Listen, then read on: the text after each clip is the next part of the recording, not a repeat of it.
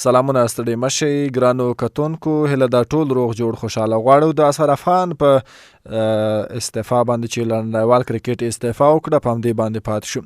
اظهر افغان له نړیوال کرکټ نن استعفا وکړه. د نمیبیا خلاف خپله وروستۍ لوبه ترسره کړه.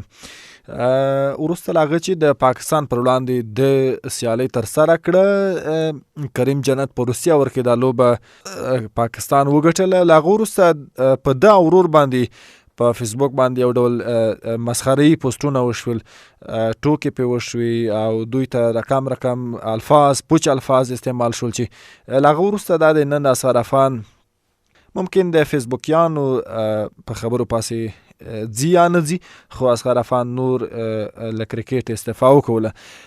پرون دی توتی و، پرون دی توتی شو، پرون دی په یو بل نوم باندې یادېده، مګر نن چې کله دی استعفا کوي، نوموړی اتل دی، نوموړی 14 کاله کرکټ کړی دی د هیواد لپاره، هر چا په پروفایل باندې تصویر لګولی. همدغسې زموږ ژوند هم روان دی.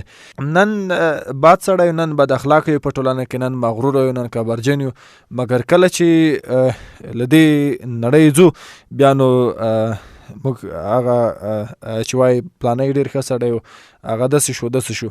نو هر څوک باید په ژوندوني باندې د یو بل قدر وکړي. وار به شو د اظهر افغان د لوبو معلومات. 14 کاله د افغانستان لپاره نړیوال کرکټ وکړ، 7 کاله د افغان لوبډلې بریالۍ لوبډلمشري وکړه. د لوبډلمشر په حیثیت د افغان لوبډلې لپاره له 4 ټیسټ لوبو څخه 2 له 950 ورځنیو لوبو څخه 40 او له 52 شل اوریزو لوبو څخه 42 سیالۍ افغانستان ته وګټلې. په ټولو فارمټونو کې شاوخوا 200 نړیواله سیالۍ خپل هیواد ته وکړي. په ټیسټ لوبو کې له ټولو افغان لوبغاړو زیاتې منډې لري. په یو ورځنیو او شل اوریزو سیالیو کې دریم زیاتې منډې جوړونکی لوبغاړی دی. بالاخره د افغانستان دغه بریالی 33 کلن پخوانی لوبډلمشر اظهر افغان نن له نړیوال کرکټ سره خدای پاماني وکړه. هیله ده له ښاغلي افغان به افغان کرکټ اداره د کرکټ په واده او پرمختګ کې په کوم بل موقف کې ځانګړې استفاده وکړي.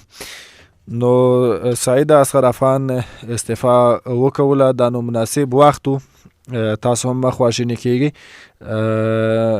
ځکه نور باید ځوان لوبغاړي ته دا چانس ورکړل شي، ځکه زیاتره افغان لوبغاړي دي لکه څنګه چې اشاره وشوه ده ته باید په بله برخه کې په یو مناسب پوسټ باندې ځای ورکړل شي، تر څو د یو روزونکي په توګه باندې له افغان لوبډلې سره مل پاتې شي. هغه تجربې چې ده ترلاسه کړي دي هغه له نویو تنکیو ځوانانو سره، له افغان لوبډلې سره، له افغان لوبغاړو سره شریک کړي.